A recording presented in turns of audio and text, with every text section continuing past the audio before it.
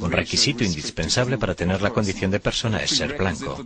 Según esto, solo los europeos, situados en el nivel superior, tienen lo necesario para ser personas completas.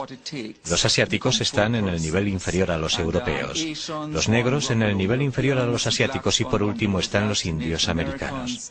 Por lo que estos grupos, aunque son seres humanos, no son personas completas. Las ideas de la Ilustración fueron una espada de doble filo.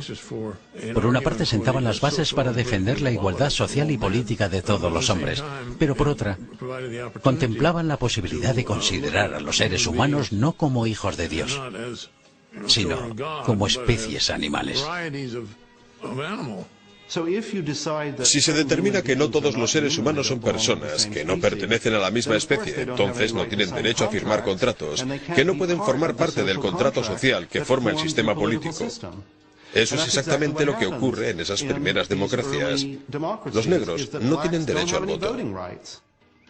Muchos de los filósofos que escribieron en ese periodo jugaron un papel racionalizador crucial al justificar el imperialismo europeo, al justificar el dominio de los blancos sobre la gente de color. Entonces, ¿por qué esas cosas no son más conocidas?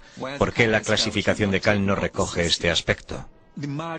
Esa marginación, en cierta forma, va pareja a la visión aséptica de los representantes de las principales corrientes filosóficas, representadas por Locke, por Kant, por Hegel, por esas personas que evitan abordar las dimensiones racistas de su pensamiento, y eso contribuye a dar una imagen del periodo moderno, en la que la cuestión racial ha sido encubierta.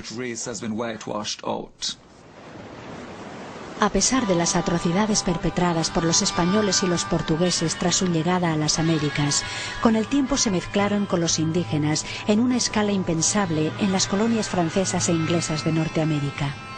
En el sur, el mestizaje era conveniente para los colonos, tenían que multiplicarse para sobrevivir, no eran suficientes. Los españoles tenían una visión de los indios muy distinta a la de los británicos. Creo que desde los primeros momentos de la colonización, los españoles consideraron a los indios como personas que podían encajar en su sistema social. No porque los españoles fuesen mejores personas, sino que por diversos motivos había menos blancos en Hispanoamérica, porque España nunca colonizó América con el mismo número de colonos que Inglaterra y con el tiempo toda Gran Bretaña. El número de españoles, peninsulares como eran conocidos, gente de la península ibérica que fueron a Latinoamérica, fue muy inferior. Durante la época de la Ilustración, en la última parte del siglo XVII, a medida que las ideas abolicionistas empiezan a arraigar en aquella parte del mundo, surge una forma de mestizaje mucho más enérgica que en cualquier otra parte. Es una tradición diferente que procede de la colonización sureuropea.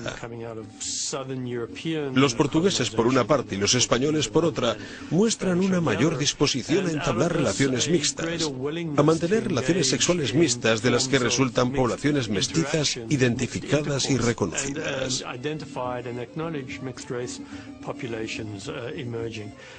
Y esto sucede en el curso de 30 años, entre 1760 y 1790 en México, Ciudad de México en particular, pero también hay versiones de esto en Perú y otras partes. De ahí sale lo que se llamó pintura de castas, pinturas de mestizos. En la pintura de castas, los individuos son representados de acuerdo a su clasificación racial, y después de todo, la clasificación es una forma emergente de la racionalidad del pensamiento ilustrado.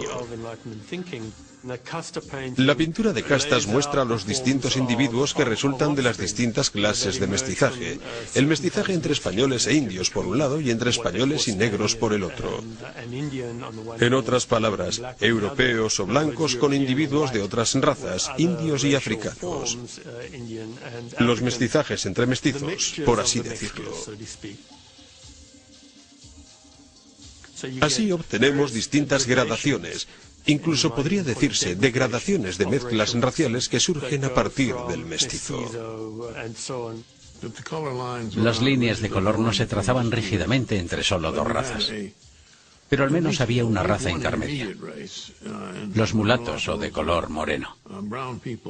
La presencia de los mulatos en esas colonias, la importancia de los mulatos en Brasil como grupo intermedio, la importancia de los mestizos en las colonias españolas con grandes poblaciones indígenas, es algo que creo distingue a los Estados Unidos con su sistema de dos categorías, donde o eres blanco o eres negro.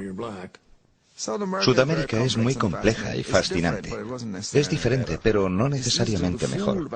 Allí es fácil que el sistema te engañe. Hay pobres blancos